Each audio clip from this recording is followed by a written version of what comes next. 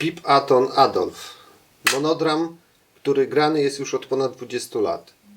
Może to być znakomity przykład tego, jak spektakl jednego aktora, który powstał w specyficznych okolicznościach, który powstał w zupełnie innych sytuacji, który mówił i kojarzył się 20 lat temu z innymi politykami, z innymi partiami, pozostaje cały czas aktualny. Jest aktualny dlatego, że dotyka pewnej prawdy o człowieku. Pip Utton tę prawdę potrafi dostrzec nawet w Adolfie Hitlerze, ale nie tylko.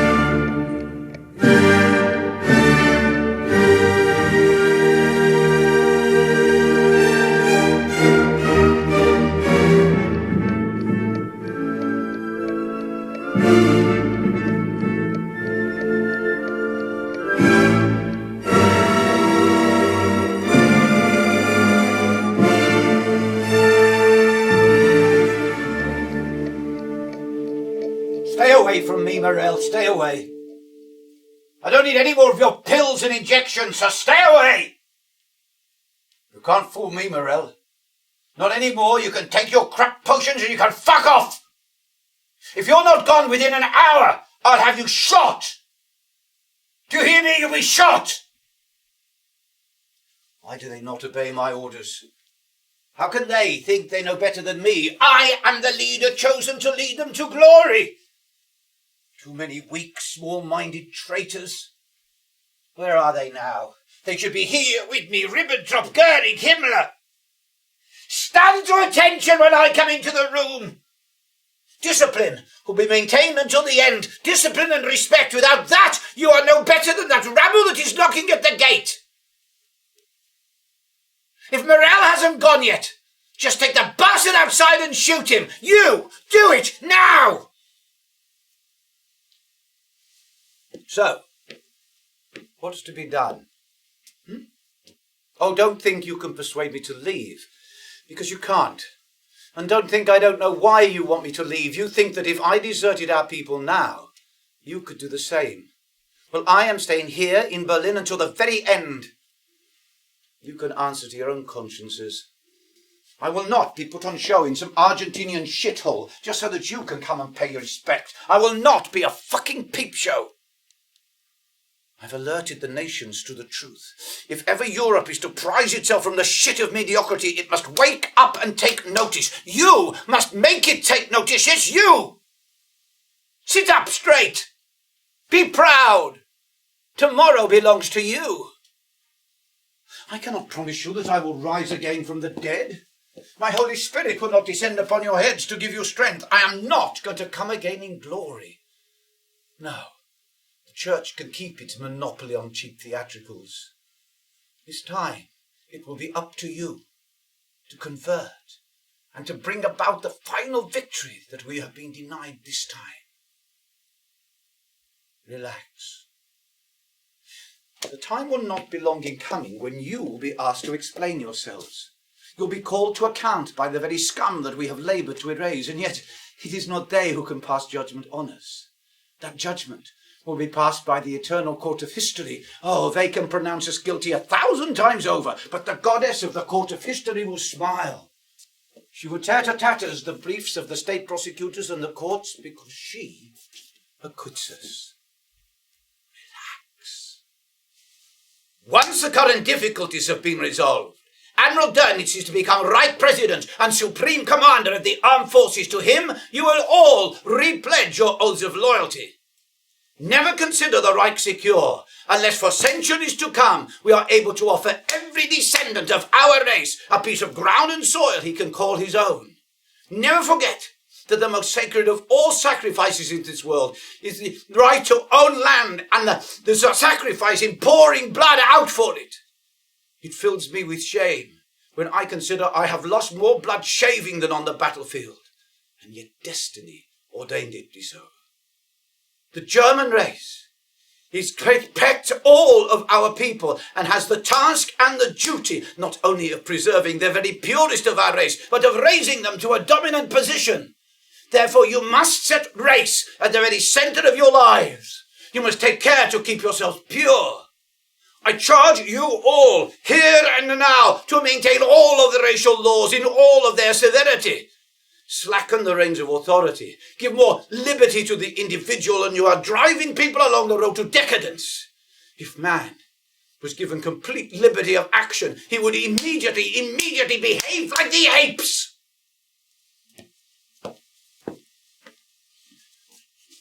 When I first set out on the road ordained for me, the party had just 50 members. Now you will inherit many thousands more. For a while, you'll have to lie low. Recover. Accept help and support from anyone. Never avoid making promises and alliances with anybody. And never forget to break them when it suits you. The party is the most important of all.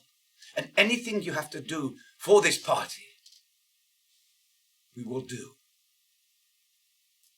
Search out the weak elements in the party and just remove them without explanation. Destiny does not forgive weakness. Sentiment, compassion can have no place in true beliefs. They can be and they must be just the face you confront to the world. You can fit them with this caring face, and you can lead them by the nose along any path that you wish. Once they believe in you, you can exploit their fate even unto death. So rebuild slowly with small groups of faithful followers, no more than 20, and just give them a common enemy to hate and to fear. Convince them that this common enemy is the cause of all of their worries, and simply by removing it, just by destroying that single enemy, all will be well with their world. Of course, my friends, we know who the enemy really is. It's the Jew, and the Gypsy, and the Slav, and the Negro, and the Communist, and the homosexual, and all the other subhuman threats to our intellectual development.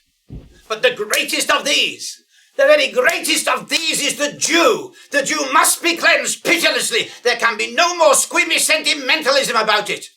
Destruction of the Jew will go hand in hand with destruction of our enemies. You must hasten this process with cold ruthlessness. Nothing can remain of the Jew. The strongest always asserts his will. It is the law of nature. Future generations will hardly be so feeble and too cowardly not to thank us for our excellent efforts.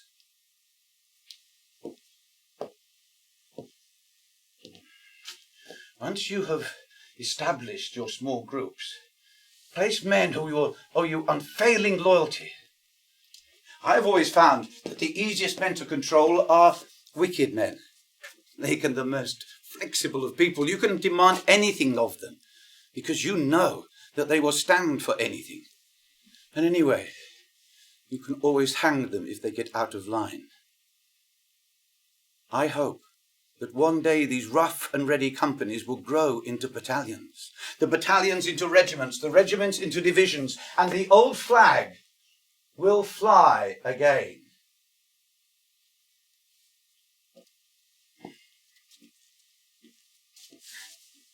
Take power, if you can, by the route of democracy at first. But then once you are in power, just dispense with it completely. You've no need of it. It's just a tool to allow the masses to believe that they are in control. But the masses are weak and effeminate. The masses need strong leadership. They want to be led. True democracy exists in the election of a leader. It can only succeed in allowing total control by the leader. It has nothing to do, absolutely nothing to do, with the weakness of submitting to the will of a majority. That can only result in the demolition of any true idea of leadership. Once you are in power, sign any agreement, any pact, any treaty of peaceful cooperation with anybody.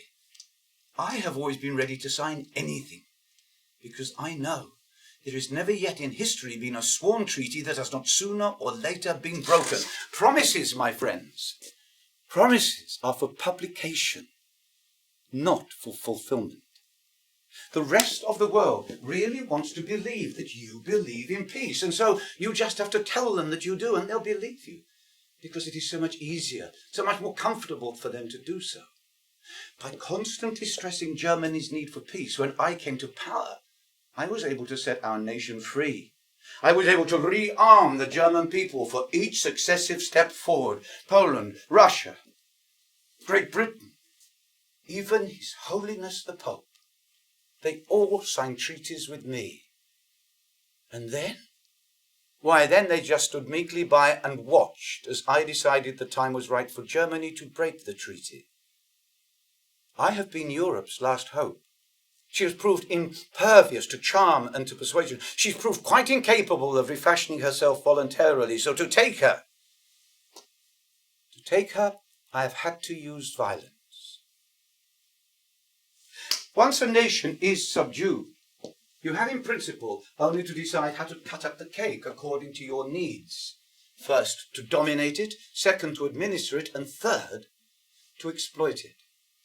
For example, when we first took Poland, Germany have always been their masters. I soon realized that the Pole was born for extremely hard labor. Therefore, all members of the intelligentsia had to be eliminated. The standard of life had to be kept very, very low. Catholic priests and the church, they were all encouraged. Because, you see, they kept the Poles quiet, stupid and dull-witted with their promise of a better life to come. We established our racial cleansing camps in Poland.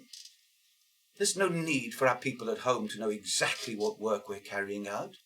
All that the people need to know is that our work is for their greater glory. You can remove all troublemakers, all subversives, all idols, just remove them.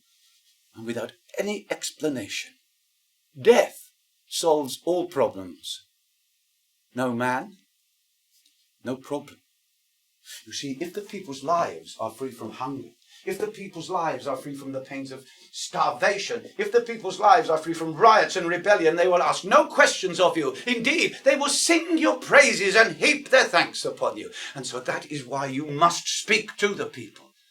Organize huge rallies for them to attend in their thousands and thousands, rallies that are full of pomp and ceremony to impress them with your power, your superiority. Leadership is the power to move masses. Repeat your message to them over and over again.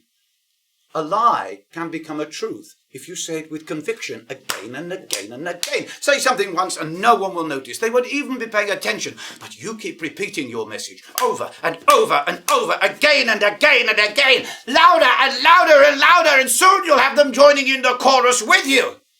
Give them slogans to chant. Give them mottos to live their lives by. Deride and abuse your enemies without mercy. Propaganda is your greatest weapon. You must use it. Propaganda is your greatest weapon. Make them believe they need you. Make them believe you believe in them. Make them believe you will care for them.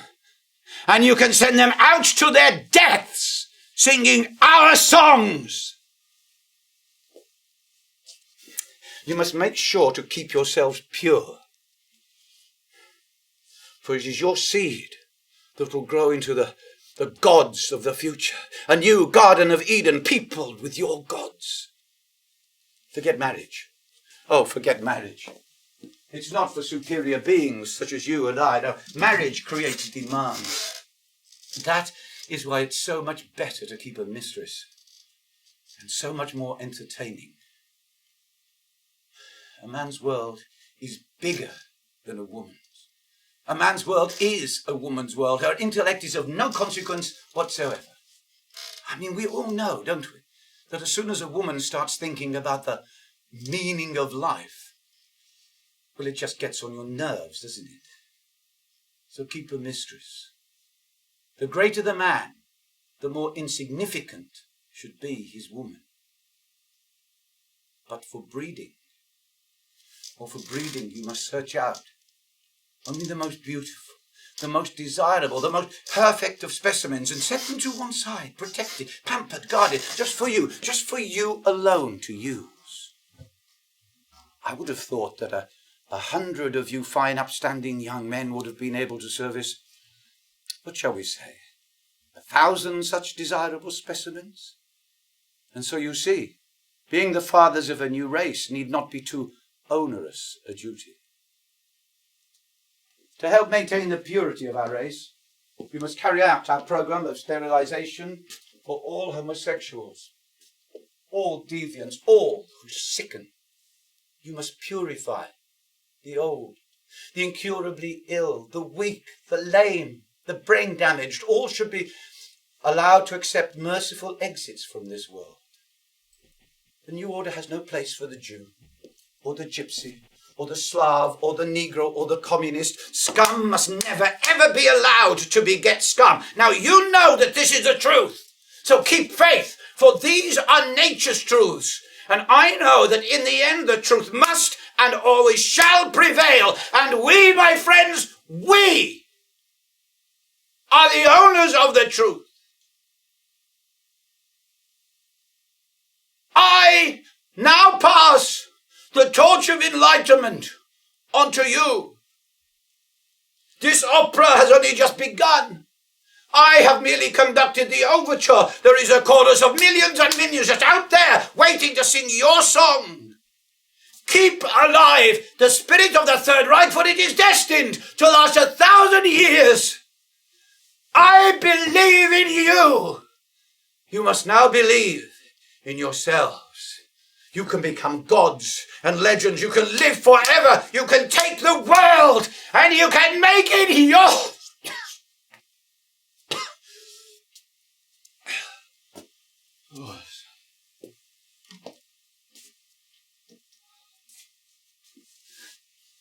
I do not like them to see me like this, Hans.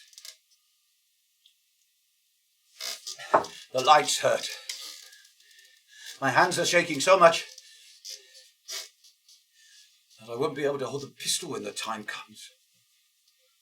But I know there are none amongst my men who would do this duty for me. Go to my quarters. You'll find written instructions. You must prepare your plane as soon as you can. Fly south as soon as it is safe to do so. Fly south and find Himmler. You must arrest him and shoot him. He's betrayed us. You'll also find my orders giving you my portrait of Frederick the Great. It's a personal gift in recognition of your many years' loyalty and courage. Maybe in recognition of your friendship. You must get out, Hans. You must get out while you still can. Tell no one what you're doing. Oh, you follow who you like after I'm gone. Follow any of them, but never trust any of them. Especially Bormann. Never ever trust Martin Bormann. On your way out, tell the civilian staff to come in next. I have to say goodbye to them. Fools. You know, they really believe that once I'm dead, it will all be over. I have pushed the wheel of history, Hans, and it has started to turn.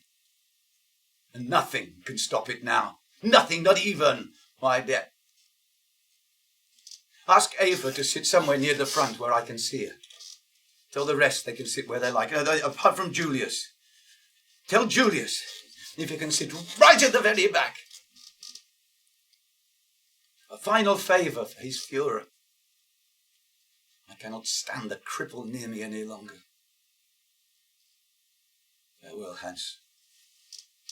Oh well, just make haste and go. Get out! That's an order! Well,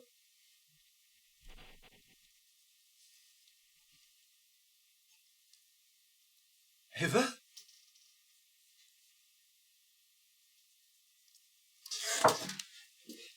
Eva, that dress. It's my favourite. And your hair. You're beautiful.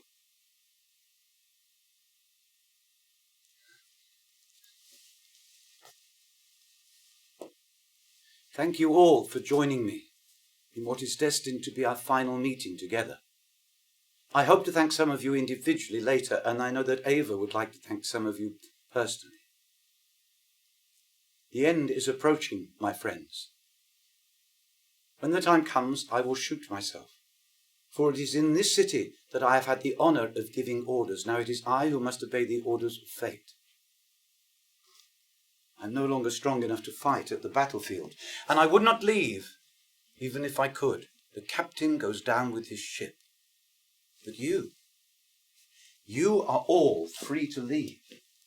Any of you who wish to leave, and I do urge you all to do so, must prepare once we've finished here. I've just given orders for a plane to be ready in 1 hour's time. It can take you all to the south. Some of my staff have begged me to be on it also. But finally we're agreed. My place is here, at the head of my people.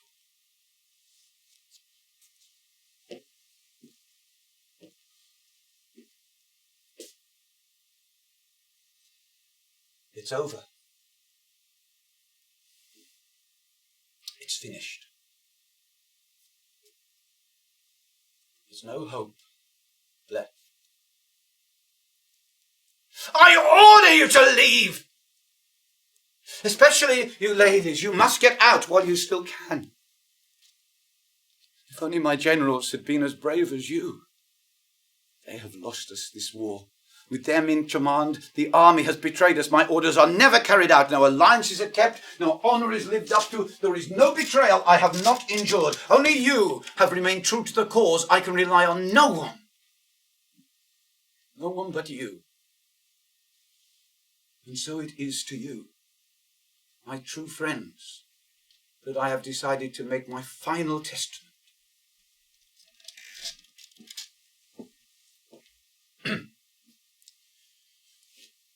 During the years of combat, I have been unable to give myself in a contract of marriage.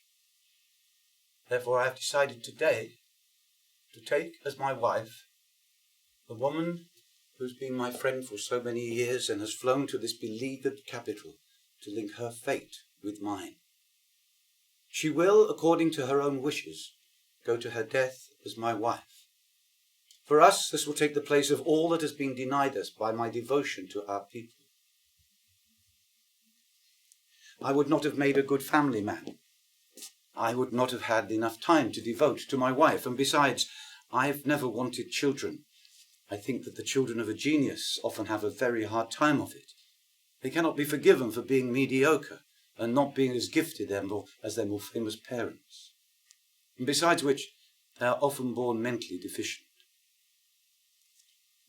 The paintings that I have gathered over a period of years have never been for personal gain, but with the sole intention of donating them to a gallery into my hometown of Linz, all except for one. I have just given my portrait of Frederick the Great to my pilot, Hans Bauer, in recognition of his many years' loyalty, courage, and friendship. I hope all of these bequests will be executed.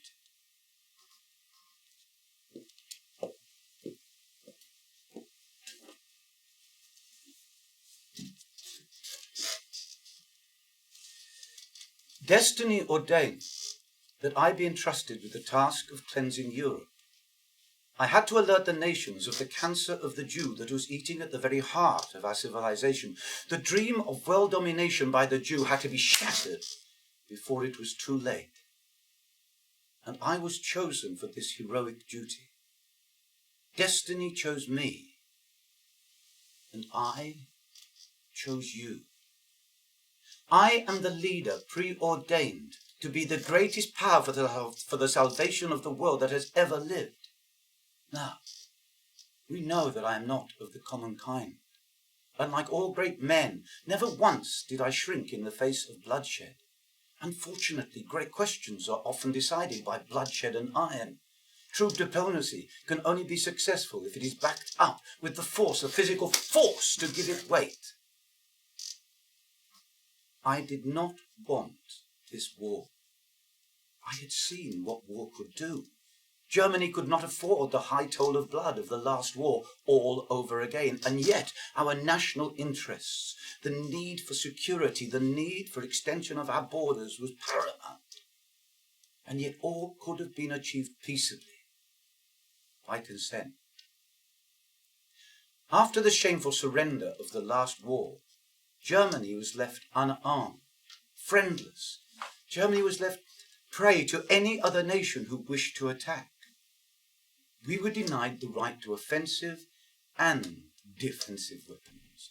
We were even denied the right to strengthen our own frontiers. We were unarmed, we were friendless, we were alone. Germany was the only nation in Europe that had the right to fear invasion. The only nation. And so, we rearmed ourselves. We had to rearm ourselves. We had to be prepared. And yet Germany was always willing to renounce all offensive weapons if the armed nations on their side had destroyed all of their offensive weapons. Germany was always ready to sign any binding peace treaty with any other nation, because never once did Germany think of attacking, only of acquiring security. I was concerned with security, not with aggression, and I signed nothing in bad faith. What I signed, I stood by, and what I could not stand by, I would not sign. What I signed, I stood by, and what I could not stand by, I would not sign. Germany had been bankrupted by the cost of the last war, by the cost of repaying the war debts heaped upon us by British Jews. Our nation was down at its heels. There were people starving. They were dying from starvation in the streets. So I promised you I could change it all.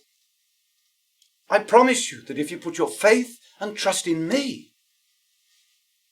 I would change it all. And you did put your trust in me. And I did change it all.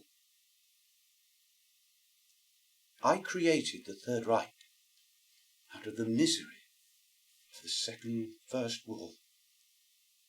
And I did it all to the glory of the German people. How can it be denied when I have done it all for the German people? I banished unemployment. All people who wanted work had work. I built roads and railways, the envy of the world. I designed buildings to make the world gasp. I encouraged the German family with marriage allowance and child grants. I gave every German the right to free education. I gave every German the right to free medical care. I persuaded German farmers to feed German people. I brought German industry to full capacity. Me, my dream, my vision for the German people. I gave food, I gave hope, I gave pride back to all Germans. No German had to be hungry. No German had to be idle. I created the Third Reich out of the ashes of humiliating defeat, and I did it all to the glory of Germany.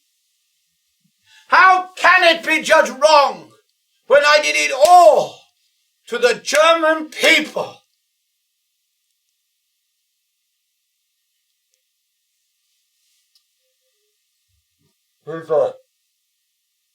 Eva, you must stop me. You really must stop me.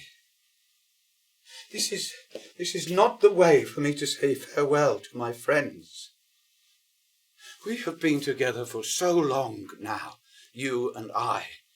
I have travelled such a journey in your company, and I have been blessed with your support. Joanna, do you realize you have been taking my dictation now for almost 20 years? Gert has been helping you for 10. Trudel has been with us for 4 years. Eric, you've been my chauffeur since 33. Otto, Hans, you've been my valet since then. And Julius, my dear friend Julius, you have been with me since the very beginning. And the rest of you, still here at the end, because of what we have achieved, what we have done for our German people, what we have achieved together. I could have done nothing without you. I could have done nothing without your love, your support, your blessing. And yet, we are not the masters. No. It's the people who are the masters. You must always listen to the voice of the people. If the people are half-hearted in support of the system, then the system is doomed. The will of the people must and always shall prevail. And the people had their say. I'm still the same man you elected all those years ago. I've not changed. My beliefs are still the same beliefs I had then. The same beliefs I know you and I still share. We've not been tempted from the road just to take some easier path. We knew that there were tough decisions to take, hard choices to make, and yet we've never been afraid of making them. Never been afraid of seeing things through to the end. Since we came to power in 1933, there has been peace within Germany. There have been no riots, no strikes, no insurrection. The man in the street has lived more liberally and more quietly than ever before. And why is this? It's because we created a Germany for Germans again. There were no Jews, no Negroes, no communists, no gypsies, no homosexual. We created a home for Germans again. And you and I did this together. How can it be called wrong when we have always put the German people first?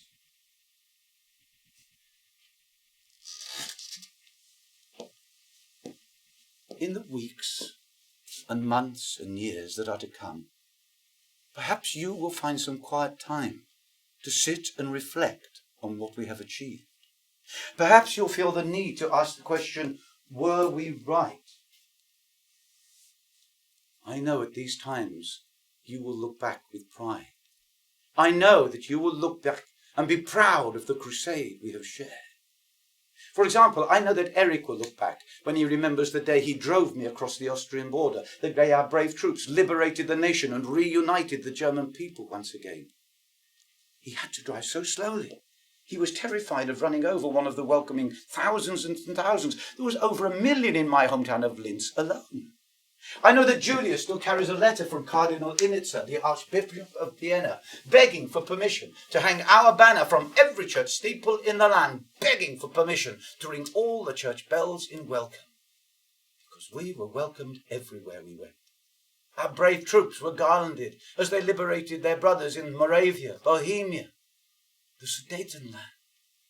We set our people free.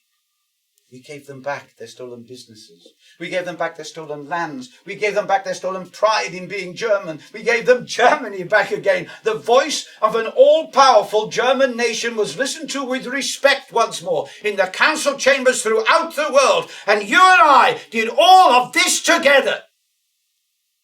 How can it be judged wrong when we have always put the German people first? I know that when you look back, you will remember how in 1933, all lawyers, all bankers, all men of power and influence and money, all were Jews. How proud we are to have changed that.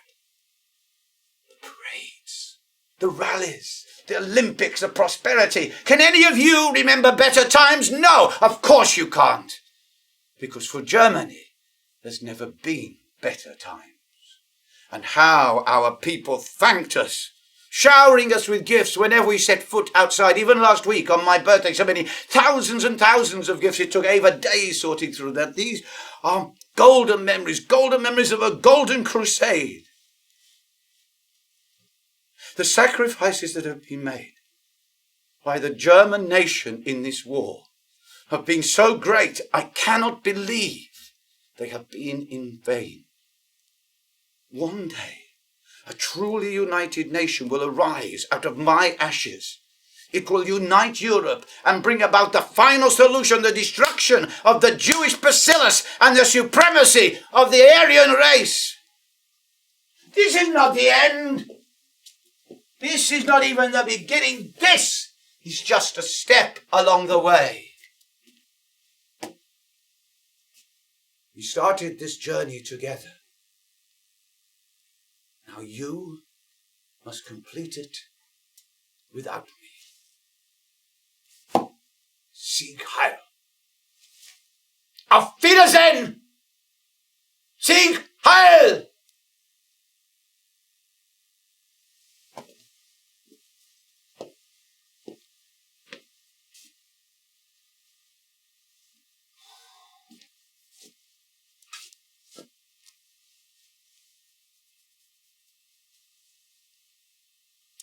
Oh, thank God that's over. Any of you got a cigarette? Hey, a fag? I'm bloody hot up here. I've worked my bollocks off. I'd kill for a fag. You've got one? Oh, thanks. Look, I know cigarettes kill. I know they're very dangerous, but I don't think having one cigarette is going to change a lot of history now, do you?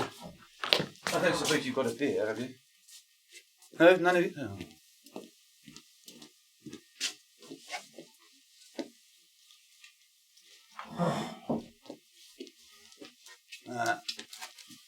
Do something, you've got to do it yourself these days.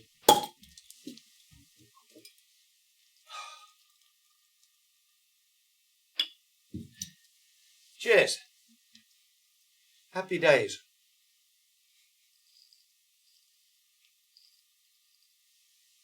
Oh, that's lovely.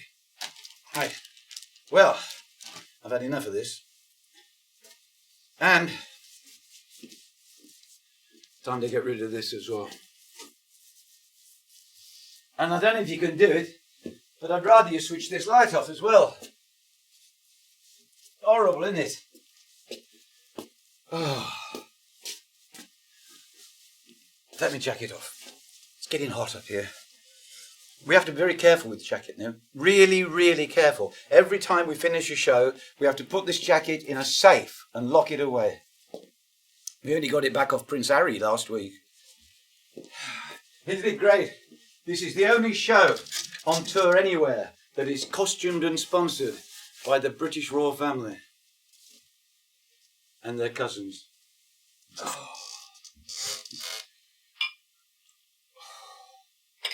Mind you, I do feel a bit guilty asking for a fag. They're expensive, aren't they? I mean, how much are these? I don't know how much they are these days, but they're really expensive. And I do it every show. I always ask for a fag, and I have to be careful how I do it, because in some countries, certain words mean different things. For example, we were in San Francisco the other week. I asked the audience for a fag, and half the audience walked onto the stage. I shouldn't say that, should I? You're not supposed to make jokes like that anymore, are you? You can't make jokes about gays, and you can't make jokes about blacks, and you can't make jokes about, well, about anything really, apart from the English now, can you? It hadn't always been like that. It used to be different. Oh, I can remember when you could make jokes about anybody, including the English. Now you can't do it. And this LBGTQRXT, it baffles me. They gave me, somebody in the street stopped me the other day and gave me this flag, all these colours on, and I said, which is my colour? It said it's all inclusive. There's a colour for everybody on there. I said, which is mine then? I'm a middle-aged white Englishman who's straight and works for his living. Where's my colour? He said, oh, well, no, it's not for you. It's for the LBGT whatever community. I said, well, that's not inclusive at all, is it? How can you... Every movement that wants a flag has a flag. You have to have a flag these days, don't you? You have to have a flag. You have to have a button in your lapel like Mr. Trump has. You've got to proclaim how faithful you are to your country and how faithful you are to your sexual orientation. I filled in a form the other day and it said, are you still the same sex that you were deemed to be at birth? Crazy. The world's gone topsy-turvy.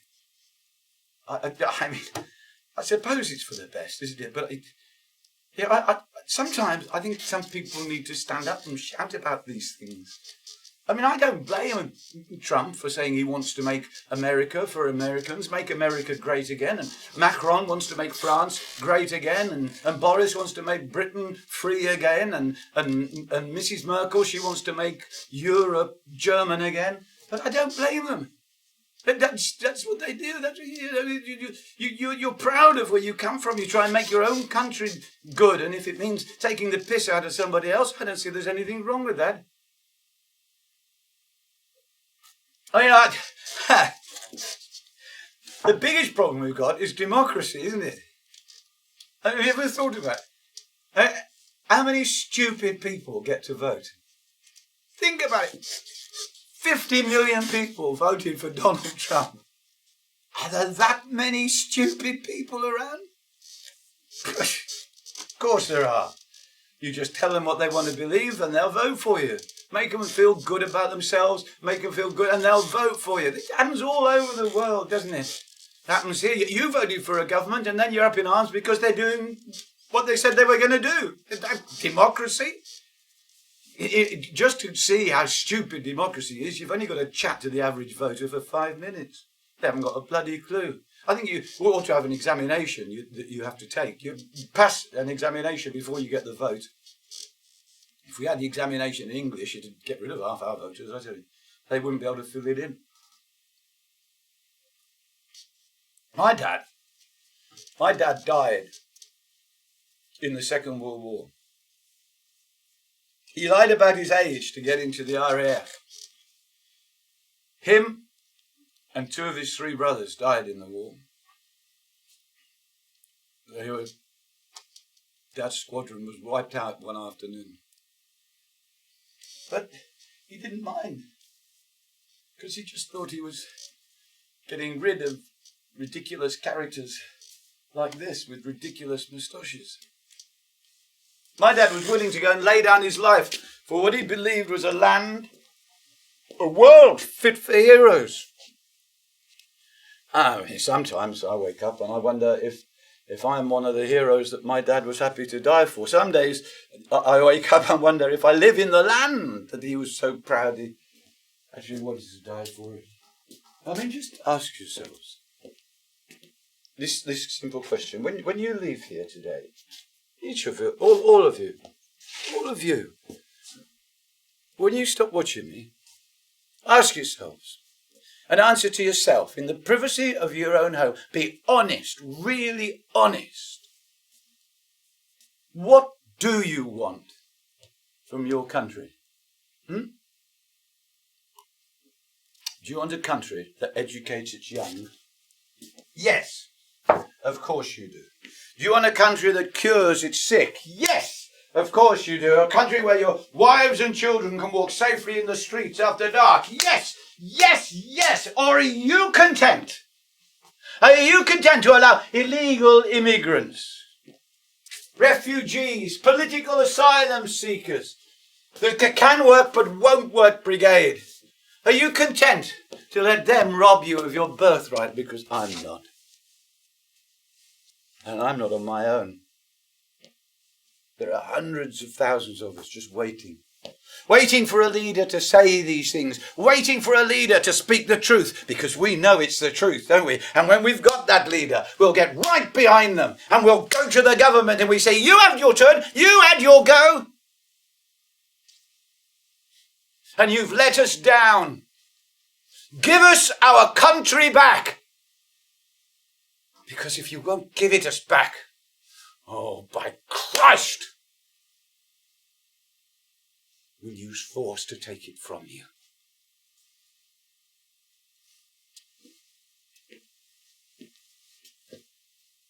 That day is not far away, is it? That day isn't far away at all. And we'll put pay to all this hypocrisy, all this weak, mamby-pamby tolerance. People have become so tolerant that they're intolerant of tolerance. Think about it. I can't say a black man in public anymore. Not allowed to say person of colour. I have to apologise. A man resigned from his job for saying people of colour. What's happening?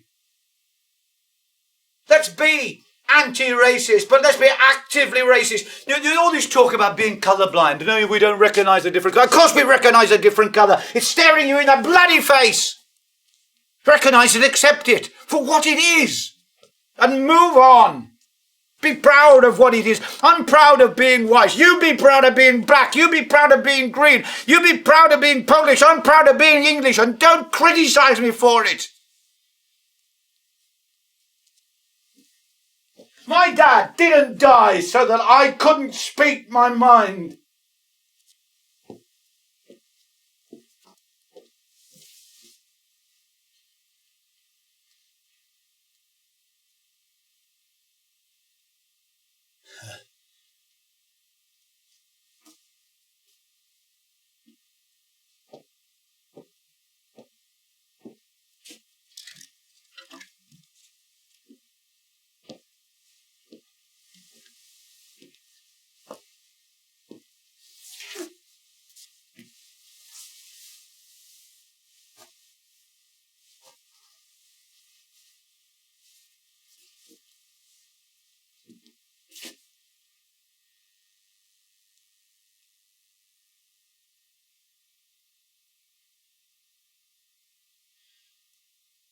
I don't need a second coming.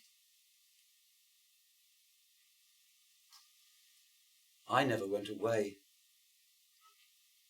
Oh, you hear my voice every day, don't you? Everywhere. In the shops and the offices, in the cinema, on the television, the radio, on the sports fields, in Parliament, even at home. And when you hear my voice, what should we do? Should we ignore it? Should we argue with it? Or sometimes do we find ourselves stopping, listening and nodding our head in agreement? If I knock hard enough and loud enough and often enough, will you be the one to open the door and let me in? Will you? Let me in. Because you see, that's all you have got to do. Just let me in. I can do all of the rest.